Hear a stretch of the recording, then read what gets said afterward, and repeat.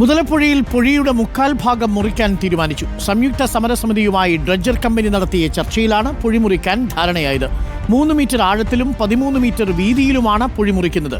പുഴി മുറിക്കുന്നതിനോടൊപ്പം കൂട്ടിയിട്ടിരിക്കുന്ന മണൽ മാറ്റുമെന്ന തീരുമാനത്തിലാണ് സംരക്ഷണ സമിതി അനുമതി കൊടുത്തത്. അരുൺ സോളമൻ ചേരുന്നുണ്ട് കൂടുതൽ വിവരങ്ങളുമായി. അരുൺ സോളമൻ, ഒടുവിൽ അക്കാര്യത്തിൽ തീരുമാനമായി, പുഴി മുറിക്കും, അതിന് സംയുക്ത സമരസമിതി അനുവാദം നൽകിയല്ലേ?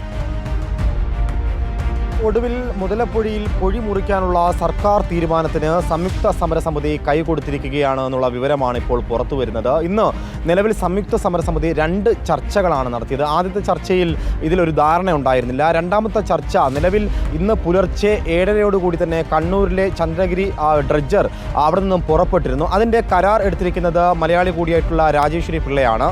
അവർ ഇന്ന് മുതലപ്പുഴയിൽ എത്തുകയും ഈ സംയുക്ത സമരസമിതിയുമായി ഇന്ന് വൈകുന്നേരം 4:30 മണിയോടുകൂടിയാണ് ചർച്ച നടത്തിയത്. ആ ചർച്ചയിലാണ് നിലവിൽ ഇത്തരത്തിലൊരു ധാരണ ഉണ്ടായിരിക്കുന്നത്. പ്രധാനമായും 130 മീറ്റർ നീളത്തിലാണ് ഈ മുതലപ്പുഴ പൊഴി പൂർണ്ണമായിട്ടും അടഞ്ഞു കിടക്കുന്നത്. ഈ മണൽത്തിട്ട രൂപപ്പെട്ട് ഇന്നിപ്പോൾ 12 ദിവസം പിന്നിടുമ്പോഴാണ് ഇത് സംബന്ധിച്ചിപ്പോൾ ഈ സംയുക്ത സമരസമിതി ഇതിലൊരു ധാരണയിൽ എത്തിയിരിക്കുന്നത്. എന്തായാലും നാളെ രാവിലെയോട് കൂടി തന്നെ പൊഴി മുറിക്കാനുള്ള ഒരു തീരുമാനത്തിലേക്ക് എത്തിയിരിക്കുന്നു. അതിൻ്റെ നടപടിക്രമങ്ങൾ നാളെ രാവിലെ 9 മണിയോടുകൂടി ആരംഭിക്കുമെന്നുള്ളതാണ് ഹാർബർ എഞ്ചിനീയറിംഗ് വിഭാഗം ഇപ്പോൾ അറിയിച്ചിരിക്കുന്നത്. നിലവിൽ 130 മീറ്റർ നീളമുള്ള ഈ മണൽത്തിട്ടയിൽ കടലിനോട് ചേർന്ന് നിൽക്കുന്ന 40 മീറ്റർ നീളമുള്ള മണൽത്തിട്ട മുറിക്കില്ല. അതിനു പകരമായി കടനകുളം കായൽ വന്ന് ചേർന്ന് നിൽക്കുന്ന ആ ഭാഗത്തു നിന്നും 90 മീറ്റർ നീളമുള്ള മണൽത്തിട്ടയാണ് ആദ്യത്തെ ഘട്ടമായി മുറിക്കുക. ഇതിനുശേഷമായിരിക്കും ഇന്ന് രാവിലെ പുറപ്പെട്ട ഈ ഡ്രഡ്ജർ എന്തായാലും വരുന്ന വ്യാഴാഴ്ച ഈ മുതലപ്പുഴയിൽ എത്തുമെന്നാണ് ഇപ്പോൾ ഈ പ്രതീക്ഷിക്കുന്നത്. നിലവിൽ അതായത് കാലാവസ്ഥ അനുകൂലമാണ് വിവരങ്ങൾ നൽകിയത്. എന്തായാലും മുതലപ്പുഴയിലെ പൊഴിമുറിക്കുന്ന കാര്യത്തിൽ